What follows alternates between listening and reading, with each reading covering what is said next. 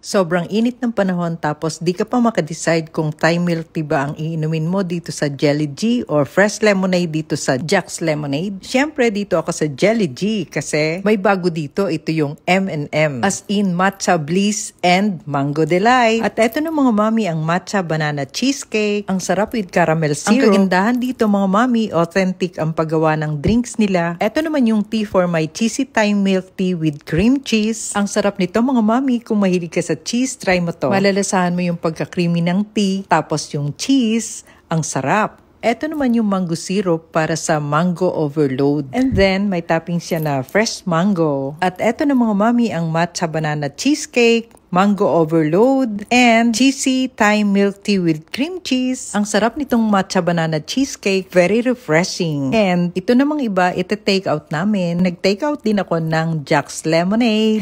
Kasi favorite ni Habi yan. Try nyo din to mga mami.